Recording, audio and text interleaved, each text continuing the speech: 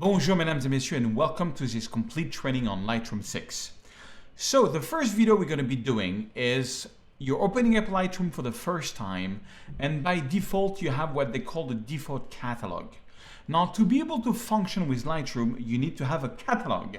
A catalog is a place where you're going to reference your photos and do all your retouching and all your books and slideshows and websites and print templates. Everything is going to be from that catalog. It's kind of like, I consider it as like the flagship which I really work with.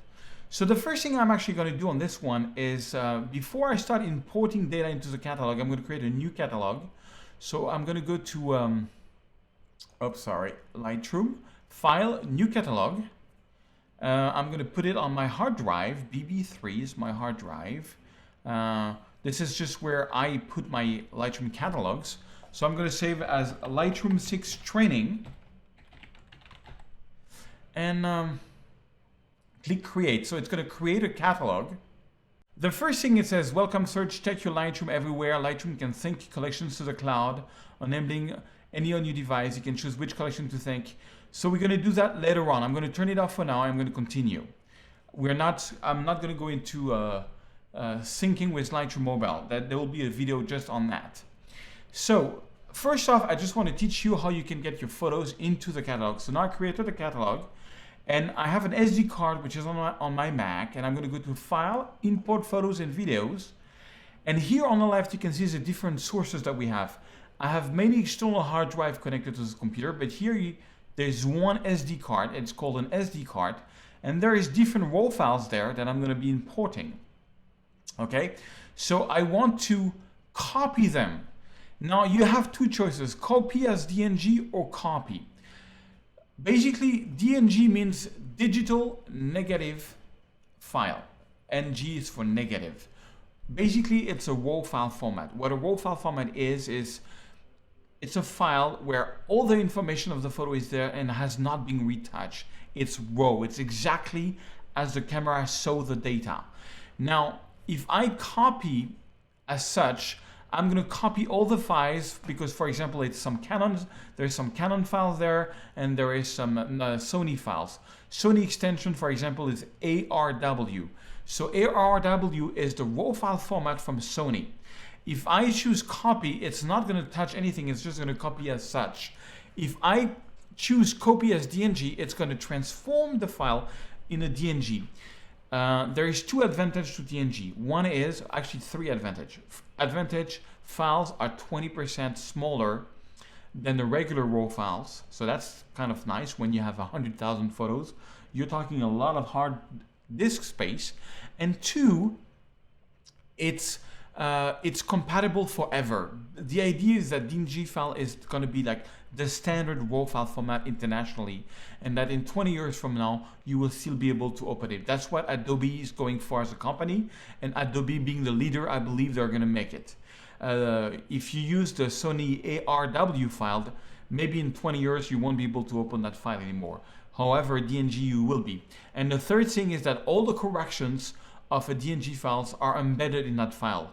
I will explain that later, but basically it's all there. It's you don't lose any information. So I advise you to copy as DNG. Okay, so that's the first window. You select from your SD card. You decide whether you copy or you copy as DNG, and you can also move the files from the SD card to where you're going to copy in, or you can add. If I choose the function add, what's going to happen is that the files are not going to be moved anywhere. They're still going to be on the SD card, but they will be referenced in my Lightroom catalog. I don't want that. I want to copy them on a different external hard drive.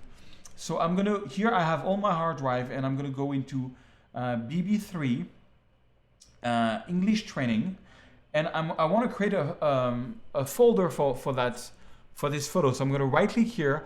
I'm going to click on create a new folder, and I'm going to call this one Lightroom 6 Complete Training. That's my first folder, and the second folder I'm going to create is going to be photos.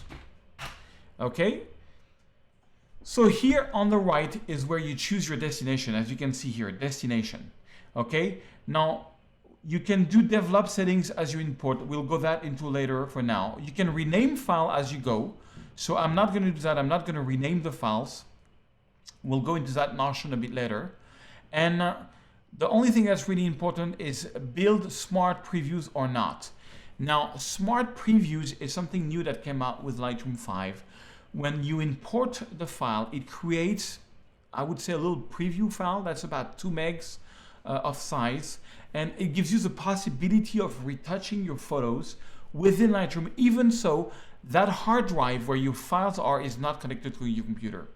So I'm going to turn that on. That's cool. Don't import suspected duplicates. Yes. So every photo is there. And you can see here you have the option of copying all photos or just new photos. In this case, because it's an empty catalog, it doesn't matter. New photos and all photos is going to be the same. If I had previously imported some of them, and they would be already in a catalog, if I would choose new photo, I would only get these ones. But anyways, so to recap, there is 3 main points. Left is where does the photo come from? Here it's the SD card. Here is the photo. Copy as DNG, and then on the right is the destination where the photos are going to be, and you can rename them as you go. Oh, actually, let's rename them. Let's rename them. You have different options. I like to use custom name in sequence. I'm going to call them, for example, LightroomCC Training. So then every photo is going to be called LightroomCC Training, and then start number 1. So it's going to be LightroomCC Training number 1, 2, 3, and 4. I can put some keywords too.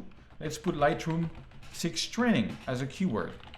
But I will go deeper into keywords later on. But you get the idea. I just want to make this a very simple video. Here you have the possibility of having a grid view or a view where you can see every photo here. And you can move on this view from one photo to the other with the arrow key, which I don't find is very nice. So I like to use the grid view. Okay, so you can really see all the photos you're importing.